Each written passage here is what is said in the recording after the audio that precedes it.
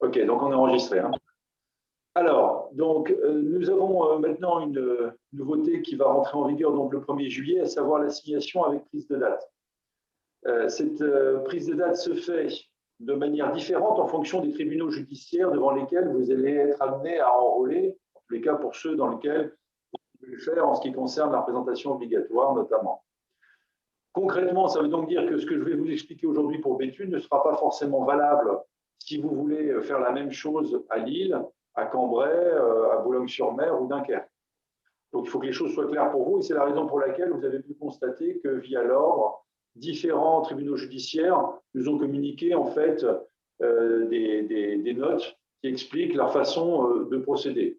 Pour autant, le système étant unique, il ne devrait pas y avoir vraiment de différence, sinon sur les intitulés que vous devrez sélectionner pour envoyer votre projet d'assignation. On va voir ça de manière très pratique dans quelques instants. En ce qui concerne Béthune, il m'avait été promis vendredi que nous aurions la note validée par la directrice des services judiciaires du greffe hier, ce lundi. Malheureusement, je constate que ce n'est pas le cas. Alors, c'est peut-être arrivé et on va peut-être la recevoir aujourd'hui ou demain. Madame Dutemple, en tous les cas, nous transmettra cela. Ça vous permettra d'avoir un petit récapitulatif également de ce que je vais vous dire, mais côté tribunal, puisque finalement, on est, j'allais dire, en miroir pour cette opération. Je vais commencer donc par un écran partagé et on va partir d'un principe qui est celui dans lequel vous avez un projet d'assignation que vous avez l'intention de délivrer.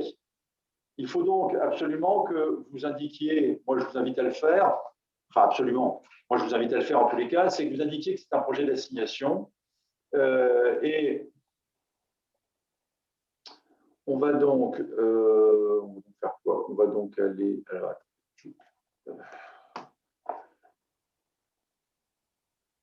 Alors, hop, je reviens sur mon Zoom.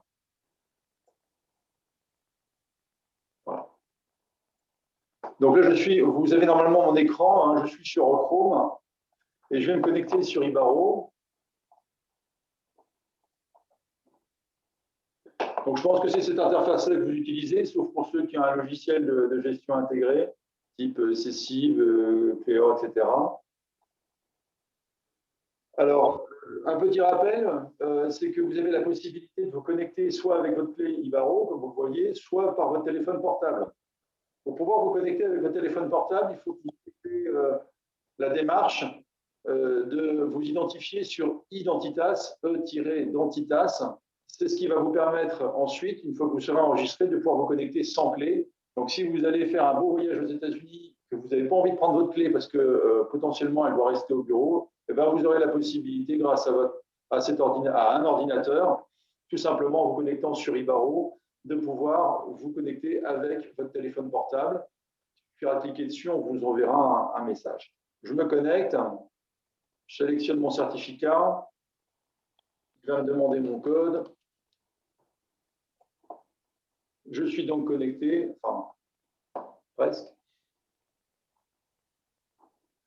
Voilà, là vous voyez comme moi j'ai une délégation Identitas ici. Je peux déléguer à Virginie ma clé, c'est-à-dire que si j'étais pas là, si j'étais absent, etc., si je pars en vacances, eh bien plutôt que de laisser ma clé au confrère, je peux déléguer à n'importe qui, aussi bien dans mon cabinet qu'un cabinet extérieur. Je vous le précise parce que c'est surtout pour les cabinets individuels que des fois c'est problématique. On n'a pas envie de prendre sa clé avec soi en vacances, on n'a pas envie de bosser, mais bon. Voilà.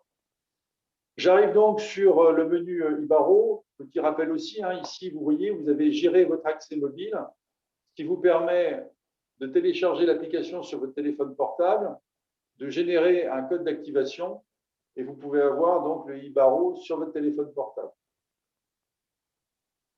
Nous allons donc, alors c'est l'ancienne version Ibaro, hein, pour ceux qui utilisent peut-être la nouvelle, là je pense que c'est celle-là que vous utilisez majoritairement. Donc vous allez avoir ici sur le côté gauche, il est indiqué mise au rôle. Vous cliquez dessus et vous allez avoir trois possibilités. Alors elles ne sont pas inconnues pour vous, hein. Vous avez l'inscription à une audience de référé. Vous avez la réservation d'une date d'audience pour une procédure au fond ou un placement au fond, ce qui va nous intéresser aujourd'hui. Et puis, vous avez la constitution en défense. Donc, pour faire une prise de date, il faut cliquer sur la ligne du milieu, réservation d'une date d'audience.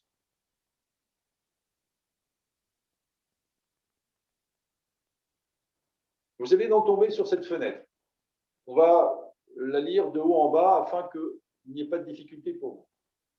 D'abord, ici, vous voyez, c'est que lorsque vous avez déjà fait des inscriptions, alors ça, ce sont celles du test que j'ai fait avec le tribunal judiciaire, vous avez en fait le nom d'un placement que vous avez pu faire. Alors, c'est assez abscon, comme vous le voyez, parce que c'est marqué ASAF ou inscription avec la date, avec l'heure.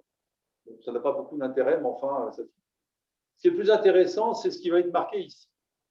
Il est indiqué que vous souhaitez réserver une date d'audience pour une procédure au fond. Si la nature de votre affaire figure dans la liste déroulante ci-dessous, vous pouvez prendre date par la voie électronique, sélectionner ce bouton pour continuer. Alors, vous n'allez pas le sélectionner tout de suite, puisque en fait, ici, vous allez avoir la liste des contentieux pour lesquels, si vous êtes dans ce cas-là, il faudra cliquer sur ce bouton ici.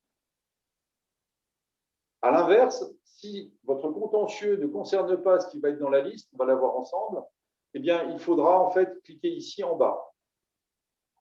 Vous souhaitez procéder au placement d'une affaire, sélectionnez ce bouton pour continuer. D'accord ? Ici, vous avez également, alors, je vous invite à le voir hein, si vous voulez, et sinon, évidemment, vous devez contacter le greffe. C'est marqué ici. Si la nature de votre affaire ne figure pas dans la liste, vous devez contacter le greffe. OK ? Et vous avez le troisième cas qui est ici. Alors, nous, ce qui nous intéresse aujourd'hui, c'est celui-là. Vous avez comme cas, vous avez les amendes civiles, le contentieux fiscal, créances douanières, preuve littérale, droit des assurances hors construction, droit des contrats, sûreté. Bon, de toute façon, vous pourrez le voir. Alors après, ils ont mis ça par thème, économique, banquier, financier, association, cession de créances, droit bancaire, rente viagère, baux commerciaux, fonds de commerce, société civile, droit commun d'exéquatur, la famille, donc fin de subside, filiation, exéquatur, opposition à mariage, maternité, paternité, adoption. Ensuite, en IMO, la copro, la construction, les servitudes, les ventes. Et après, on passe au JAF, c'est classé par ordre alphabétique, vous l'avez compris. La séparation de corps, etc., etc. Les grands-parents, le partage, la presse, qui ne va pas, à mon avis, concerner beaucoup. Les procédures gracieuses, les accidents de circulation, les actions de groupe, les auxiliaires de justice, la concurrence déloyale. Vous avez en responsabilité le droit commun. Alors, petite chose, puisque la liste est assez longue, hein, comme vous le voyez, c'est qu'il ne faut pas stresser par rapport à ça. C'est-à-dire que dans la phase suivante, où on va aller maintenant directement, puisqu'on a cliqué ici, on se dit, bah oui, on a une procédure, par exemple, par construction, on va donc créer. Donc, vous voyez ici, à SAF, c'est la demande avec le jour, c'est aujourd'hui, 8h41. Donc, je vais créer et je vais passer à la phase suivante qui est très similaire à celle que vous connaissez devant la cour d'appel, à savoir qu'il va falloir rajouter une partie. Il est indiqué qu'il est inutile de vous saisir en tant que représentant. C'est-à-dire que par défaut, comme vous êtes connecté avec votre clé au RPVA, ça veut donc dire qu'automatiquement, vous êtes sélectionné comme étant le représentant. Donc, vous n'avez jamais besoin, puisque c'est vous qui allez faire délivrer cette assignation, c'est vous qui allez demander cette inscription, il n'est pas utile de vous inscrire. Vous ajoutez une partie, et là, de manière assez classique, vous allez avoir le choix entre une personne physique, une personne morale, une autorité administrative. Voilà, c'est pré-rempli parce que j'ai déjà fait le remplissage. Hein. Je me mets donc masculin, situation familiale. Alors, ce que vous verrez, c'est qu'ici en bas, c'est marqué champ obligatoire, c'est avec la petite étoile. Normalement, ici, il devrait y avoir un champ obligatoire pour la date de naissance et le lieu de naissance. Or, ce n'est pas indiqué, ce qui peut donc être trompeur, parce que si vous ne le mettez pas, le greffe peut vous refuser le message, considérant que vous n'avez pas rempli ça. Donc, remplissez-le, même s'il n'y a pas la petite étoile à côté, et mettez le lieu de naissance également. Voilà. L'adresse personnelle, ça peut être aussi un domicile élu ou si c'est un détenu, l'adresse de détention. L'adresse est indiquée, le code postal, ça vous le mettez pas, c'est pas obligatoire. La qualité de la partie, ça c'est très important parce que si pour la première partie que vous remplissez, c'est évidemment le demandeur, on a tendance à l'oublier lorsqu'on a des parties en défense. C'est-à-dire qu'on a le même, on va avoir, vous allez voir la même saisie du parti qui va apparaître, mais on a toujours par défaut demandeur qui se met en haut à droite. Donc vous ne vous trompez pas parce que si vous mettez votre adversaire comme demandeur, ça risque de compliquer les choses. Donc vous avez défendeur, partie intervenante ou autre partie. Ensuite de cela, ici, vous voyez, ça n'a pas été rempli, je vais le remplir. j'ai mon numéro de téléphone qui s'est rempli automatiquement, je peux mettre un complément d'information, j'enregistre la partie. C'est bon? La partie est enregistrée, donc j'ai le premier, c'est le demandeur, et donc là, je vais ajouter une partie qui va être le ou les défendeurs. Donc, personne physique, même chose, vous voyez, c'est la même présentation. Je vais remplir. Ça tombe bien, je m'assigne à nouveau. Sauf qu'ici, comme je vous le disais, je mets bien que c'est un défendeur. Si évidemment, j'avais plusieurs demandeurs, je remplis plusieurs demandeurs. Hein, c'est d'accord. Et à partir de là, je vais également donc terminer de faire ça. Ici, vous voyez, vous avez date de délivrance. Mais à ce stade, comme c'est un projet d'assignation que vous envoyez, vous n'avez absolument rien à mettre. À mon avis, c'est une erreur. Vous enregistrez la partie. Voilà. Si vous connaissez le nom du confrère qui intervient en face, vous pouvez l'ajouter à ce niveau-là. Ensuite, je vais prendre un cas simple. Je suis donc dans une validation et c'est là où je vais choisir la nature de l'affaire. C'est le fameux petit déroulé que nous avions sur la première page. Toutes les affaires qui me permettaient de savoir si j'étais dans le cadre d'une assignation de prise de date ou pas. Eh bien, tout va apparaître ici. Alors, on va faire 2 fois la démonstration, une fois sur une action civile, une fois sur une action JAF, parce qu'il y a des différences qui existent. On va prendre donc un cas, on va dire, assez classique. Alors, je vais prendre en IMO construction, qui relève de la première chambre civile, c'est pour ça que je le fais exprès. Ici, vous avez donc l'indication du délai légal. Par défaut, dans la majorité des cas, vous n'aurez que cette occurrence-là, c'est-à-dire que ce choix-là, c'est J+15. Ça veut dire que vous le savez, lorsque vous avez la date pour laquelle vous pouvez assigner qui vous sera donnée par le greffe, vous avez donc 2 mois pour enrôler, et il faut le faire, si c'est une date rapprochée, 15 jours au moins avant la date d'audience qu'on vous a fixée. Ça, c'est les dispositions du Code de procédure civile, article 754. Dans le cas qui nous occupe, vous voyez donc que j'ai la nature de l'affaire. Moi, c'est une assignation en matière de construction. Il me rappelle que mon délai légal, c'est 15 jours. Il m'indique que j'ai donc, pour ce qui concerne l'audience d'orientation, qui remplace donc l'audience de conférence et de mise en état, j'ai donc une date d'audience d'orientation qui apparaît soit le 1er décembre à 9 h, soit le 5 janvier, soit le 2 février, soit le 2 mars. Pourquoi ces dates-là?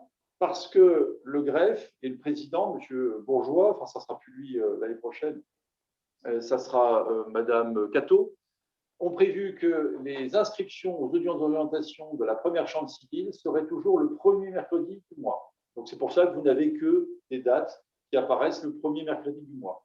Si c'était la 2e chambre civile, ça serait le 2e mercredi du mois. Pour le JAF, on va voir, c'est différent.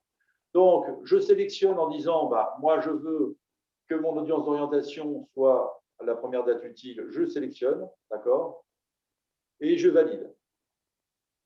Vous avez ici une petite fenêtre qui s'ouvre en me disant nature de l'affaire, donc construction, délai légal J+15, vous n'avez pas vraiment de choix, date d'audience choisie 1er décembre, est-ce que je veux réserver la date?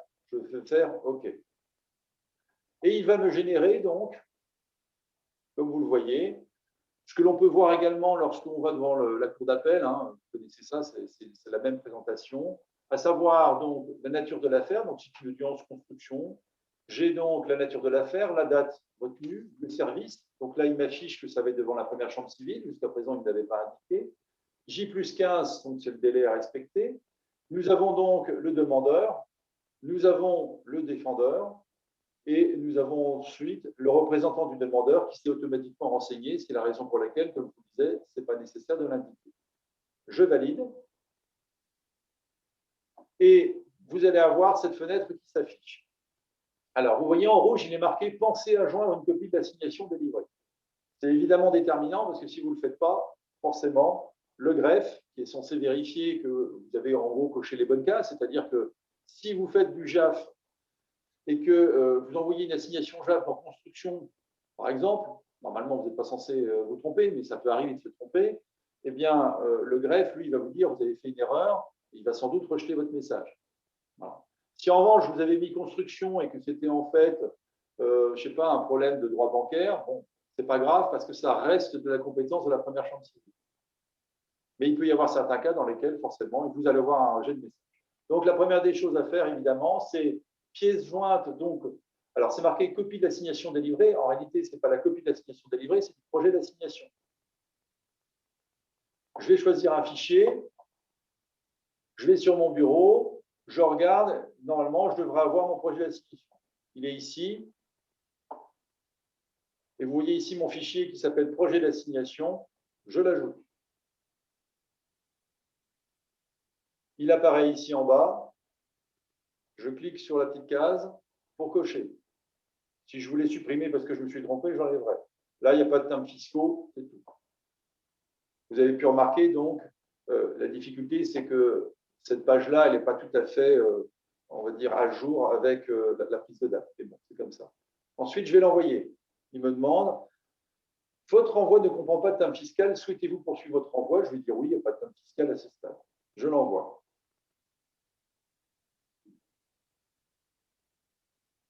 Voilà. Donc, il est indiqué ici, le message d'inscription a bien été envoyé au TGI. Attention, une confirmation vous garantissant la bonne prise en compte de l'inscription vous sera adressée par le greffe. Et là, on va avoir, est-ce que vous voyez message reçu ou pas? Alors, on va dire, est-ce que vous voyez le message ou pas? Est-ce que quelqu'un pourrait brancher juste son micro pour me répondre? Quel message? Le message que vous avez envoyé ou... Non, celui, l'accusé réception. Bah, vous avez en tout cas 0 message lu. D'accord, alors vous êtes encore non lu, en fait. Non, on voit rien, Totof. Oui, ok. Il faut qu'on aille dans messagerie? Non, non. Je vais vous l'indiquer. Voilà. Est-ce que vous le voyez là? Oui. Oui. C'est marqué message reçu de CCH1, etc. Alors là, je vous ai scanné les messages pour que ce soit plus clair pour vous. Donc, quand vous allez envoyer votre projet d'assignation, là, je l'ai écrit à la main, parce que mon fichier initialement s'appelait assignation délivrée. Donc, pour pas qu'il y ait d'erreur dans votre esprit, c'est bien un projet d'assignation. Donc, vous voyez, le 25 juin à 9h34, bon, là, je viens de le faire, mais normalement, ça porterait la date d'aujourd'hui et l'heure d'aujourd'hui. Il est indiqué donc que j'ai envoyé ce message et la première chambre civile m'accuse réception. Elle a reçu en pièce jointe le projet d'assignation. Elle accuse réception de mon message qui était automatique et qui indiquait « Voici ma demande d'inscription au rôle ». Donc ça, c'est juste l'accusé réception de ce que j'ai envoyé le message. Pour l'instant, c'est que ça. C'est un message type qu'on reçoit classiquement. Ensuite de cela, une fois que le greffe aura traité ma demande, il va me renvoyer un deuxième message. Il va me dire, donc toujours première chambre civile, accusé de réception de votre message, et c'est là où ça va être très important, c'est qu'il va m'indiquer que l'affaire est en attente et elle est enregistrée de manière provisoire sous un numéro qui va vous être donné. Donc là, en l'occurrence, c'est le 21/A0003. Quel que soit le tribunal, vous aurez un message, les mêmes messages que vous allez recevoir, parce que ça, c'est formaté, et vous aurez un numéro d'attente provisoire qu'il faudra surtout bien noter, puisque c'est ce numéro-là qui permettra ensuite au greffe, lorsque vous aurez fait délivrer votre assignation, de pouvoir mettre en corrélation la demande que vous avez faite de prise de date avec ce numéro-là, et avec l'audience que vous aurez choisie. Donc, il ne faut surtout pas le perdre. Alors, eux, ils vont de leur côté essayer de tenir, je ne sais pas quoi, un tableur, un truc comme ça, pour essayer de ranger les projets d'assignation sous les bons numéros. Mais nous, ça ne nous regarde pas. C'est leur affaire à eux. Donc, n'oubliez pas de bien noter le numéro d'attente. Comme vous avez eu la date d'audience pour laquelle vous devez assigner, le 1er décembre, eh bien, vous allez pouvoir, ici avoir le rappel, 1er décembre à 9h30, vous allez donc pouvoir délivrer votre assignation par huissier pour cette date-là. Il faudra donc indiquer. Moi, je vous invite à mettre le numéro de rôle provisoire. Et comme ça vous permettra de ne pas oublier, vous ferez le petit rappel, mettez un RG en haut de votre assignation vous avez ce numéro-là et ça vous permettra de l'enrôler facilement. Ensuite de cela, une fois que votre assignation aura été délivrée, ici, d'accord, bien, il faudra donc l'enrôler. Donc, vous ferez un message par le RPVA. Alors, on va revenir sur le RPVA. Voilà. Et là, vous allez donc faire la mise au rôle. D'accord? Voilà. C'est la mise au rôle classique, quoi, avec un message.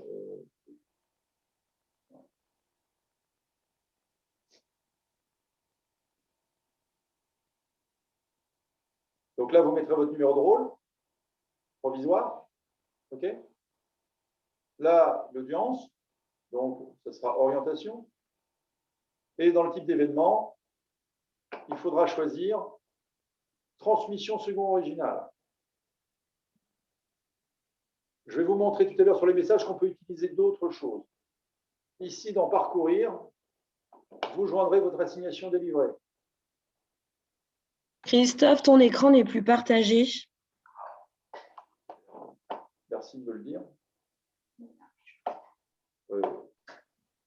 Je recommence.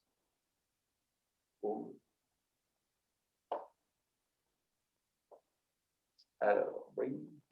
Voilà. Donc, pour enrôler, c'est bon, vous voyez là? OK. Donc là, je vais dans notre message civil. OK? Voilà, je l'ai là. Comme moi, c'est une assignation de première chambre civile, je sélectionne première chambre civile. Mon numéro de rôle, bon là, il s'affiche automatiquement parce que j'ai fait des essais. Donc, c'est mon numéro de rôle provisoire qui m'avait été donné par le greffe. D'accord? Ici, bon, c'est orientation. Donc, j'ai la date. Je pourrais mettre 1er décembre. Voilà, l'année sur 4 chiffres. OK. Le type d'événement, alors, vous avez plusieurs possibilités. Vous avez ici inscription au fond avec RO. Vous avez dépôt assignation.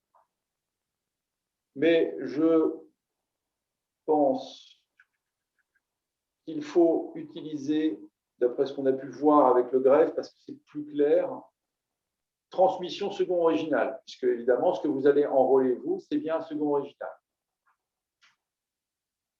Il faut donc, puisque vous avez fait délivrer votre assignation, vous l'aurez scannée complète et vous la joignez, elle est là. Ensuite de cela, vous l'envoyez.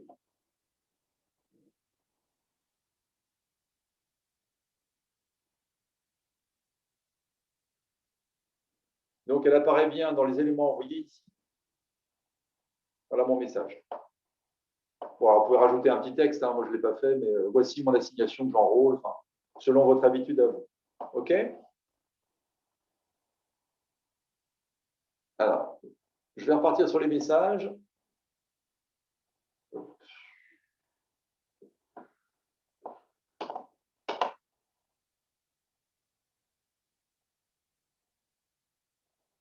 Voilà. Donc, une fois que j'ai enrôlé, enfin, envoyé mon assignation pour enrôlement, alors vous voyez, par exemple, là, j'ai mis, j'ai utilisé DEPA, dépôt de l'assignation. J'aurais pu utiliser, donc, comme je vous disais, orientation, c'est-à-dire inscription, assignation au fond, avec RO. Ou, ce que je vous disais tout à l'heure, et ce qui est sans doute préférable, c'est d'utiliser celui-là, transmission second original. D'accord? Donc, alors, quand j'ai sélectionné pour envoyer l'assignation, pour enrôler, j'ai donc mon assignation délivrée qui est la pièce jointe. Et là, j'ai juste l'accusé réception. C'est un message classique, hein, que vous connaissez déjà. Il n'y a rien de neuf là-dedans, qui indique que donc, voilà, c'est transmission du second original. Et ensuite de cela, je vais avoir, alors ça c'était mon exemple, moi dans celui que j'ai fait, c'était marqué Aran contre Aran, mais celui que j'ai fait vendredi, c'était Saudemont contre Endel. Bon, voilà. Je vais avoir donc un message du greffe, là, en l'occurrence première chambre civile, qui va me dire, c'est bon, on a enregistré votre affaire, le demandeur c'était M. Chaudemont, le défendeur c'est M. Endel, c'est ce que j'avais rempli lorsque j'avais fait ma demande de date initialement en envoyant mon projet d'assignation. Et dans le message, il me met mettre, j'ai l'honneur de vous faire connaître que l'affaire ci-dessus référencée a été enregistrée sous le RG, et cette fois-ci, c'est le RG définitif que vous avez là. Donc, dans un premier temps, j'ai eu un numéro de rôle provisoire avec la lettre A après la barre de l'année 21. Là, maintenant, comme j'ai envoyé l'assignation que j'ai fait délivrer par l'huissier, le greffe m'a envoyé la bonne réception de mon assignation délivrée avec cette fois-ci le numéro de rôle définitif qui sera celui de toute la procédure. OK? Donc ça, c'est le premier cas, on va dire chambre civile. On va faire le deuxième cas maintenant, qui va être celui relatif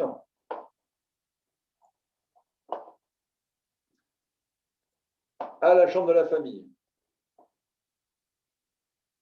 Je reviens donc toujours dans mise au rôle. Je suis dans une réservation d'une date d'audience pour une procédure au fond. On a encore perdu ton écran partagé. Ah oui, t'as raison, j'oublie à chaque fois. Je reviens en arrière.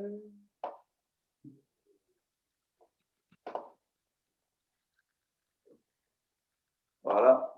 Donc, je reviens en arrière. Donc, j'étais sur mise au rôle, d'accord? Toujours le choix du milieu.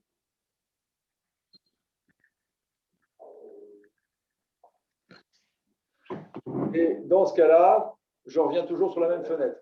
Vous voyez que l'inscription que j'ai faite, bon, là, elle n'est pas allée jusqu'au bout, donc elle n'a pas été prise en compte, mais sinon, elle s'afficherait ici en haut. Hein, d'accord? Donc là, on va descendre. Et si mon assignation, enfin, si le contentieux concerne donc du divorce, je vois ici AOMP, divorce, séparation de corps. OK, c'est bon, j'y vais. Donc, je clique bien là-dessus. Je fais comme tout à l'heure, je crée. Je fais comme tout à l'heure, j'ajoute les parties. Je n'oublie pas de mettre la date de naissance ou le lieu de naissance, la ville. J'enregistre. Je n'ai pas besoin d'ajouter un représentant, puisque c'est moi. Je vais ajouter une partie. Je vais avoir l'adversaire. Je n'oublie pas la date de naissance, la ville de naissance. Ici, je mets bien que c'est le défendeur. Donc, c'est comme tout à l'heure. J'enregistre la partie. Là, c'est du classique. Si je connais le nom de l'avocat en face, évidemment, je l'indique. Je valide. Et là, vous allez voir, c'est ici que ça va changer. Tout à l'heure, j'avais pris le contentieux de la construction. Là, maintenant, GH, voilà, je suis là-dedans. Et là, vous allez voir, ça va changer beaucoup de choses. Je suis toujours sur un délai 15 jours. Mais vous allez voir que les propositions qui vont m'être faites sont beaucoup plus importantes. Vous allez avoir toutes ces dates-là pour lesquelles vous allez pouvoir assigner. Donc là où tout à l'heure, vous aviez chambre civile, c'est le premier mercredi du mois. Deuxième chambre civile, deuxième mercredi du mois. Pour le JAF, vous allez avoir toutes les dates qui vont pouvoir être choisies. Ça va, lorsque vous allez choisir la date, sélectionner automatiquement le cabinet devant lequel ça va se faire. J'ai pris 14 juillet, c'est formidable. Ils travaillent le 14 juillet. Moi, je pense qu'il faut vraiment les applaudir parce que déjà qu'ils ne travaillent pas beaucoup le reste de l'année, mais si en plus maintenant ils commencent à travailler les jours fériés, bravo, franchement, je valide. Et là, vous voyez, il me met nature de l'affaire, est-ce que vous êtes toujours d'accord? Enfin, c'est toujours le même baratin, donc je fais OK. Et là, vous voyez ici, je sais que le 14 juillet, ça sera le cabinet 4. Voilà. Donc j'ai toujours la même chose, le nom des parties, etc. Je vais valider. Et comme tout à l'heure, vous voyez, vous avez la même fenêtre. Il va me demander de joindre le fichier, donc le projet d'assignation. Je vais envoyer et je vais avoir les mêmes messages que tout à l'heure. Donc, c'est exactement la même chose. On fera la même démarche, c'est-à-dire qu'une fois que l'assignation aura été délivrée, comme vous avez le numéro de rôle provisoire, eh bien, ça vous permet ensuite d'enrôler avec ce numéro de rôle provisoire et on vous renverra un numéro de rôle définitif. Donc, il n'y aura pas de difficulté. Alors, vous voyez, les délais sont beaucoup plus proches que ceux devant les chambres civiles. Tant mieux. Et c'est comme ça qu'il va falloir faire. Donc, si vous avez, alors au début, comme on est en mode un petit peu en mode zéro, quoi, Voilà, tout le monde va faire preuve de compréhension. Simplement, il faut y aller pas à pas. Bien regarder que votre affaire, elle figure bien dans la nature des affaires proposées. Et si c'est le cas, vous êtes dans le cadre de la prise de date, qui finalement est assez simple. Le système va sans doute évoluer, parce que quand on voit cette page, encore une fois, elle n'est pas tout à fait performante, puisqu'elle ne correspond pas exactement à ce qu'on doit faire. Bon, c'est ainsi. Voilà en ce qui me concerne.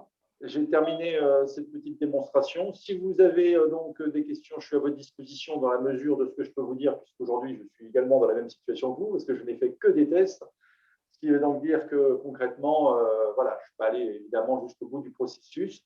On doit, comme je l'indiquais tout à l'heure, notamment à ceux qui sont peut-être un peu en retard, il y a une note qui va être diffusée par le greffe, et le greffe ici à Béthune, et qui va donc, je pense, reprendre ce qu'on a pu recevoir la semaine dernière par l'ordre qui venait de Cambrai, je crois, c'est ça, de Cambrai. Bon, ils vont tous être à peu près pareils, hein, donc voilà. Après, on peaufinera s'il y a des difficultés pratiques pour justement faire en sorte qu'on n'ait pas d'obstacle à la prise de date. Je pense que de toute façon, ce que je viens de vous dire rejoint d'ailleurs globalement ce qui est dans la note qu'on avait déjà reçue. Et puis, on verra ensuite le reste. Voilà. Est-ce que pour vous, tout est OK? Christophe, Stéphane, c'est pas prévu qu'on puisse enrôler directement avec l'assignation parce qu'on perd du temps à remettre un projet d'assignation puis à remettre l'assignation une fois qu'elle a été signifiée, c'est une perte de temps. C'est une étape qu'on pourrait éviter.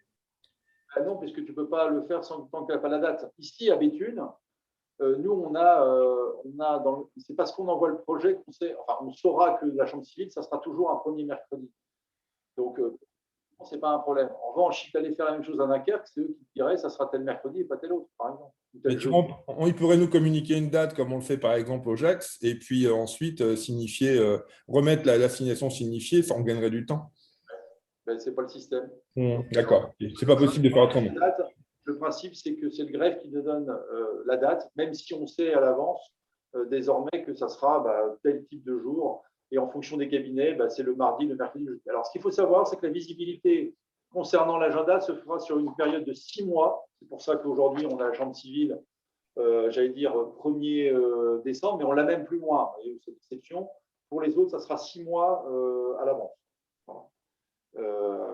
Qu'est-ce que je pouvais vous dire d'autre? Je crois que non, j'ai fait le tour. Écoutez, voilà. C'est bon pour tout le monde? Vous avez d'autres choses, d'autres questions? Non? OK. Écoutez, je reste à votre disposition dans la mesure de mes compétences et puis je vous souhaite une excellente journée. Merci Christophe, bonne journée à toi. Voilà, à bientôt. Au revoir. Merci, au revoir.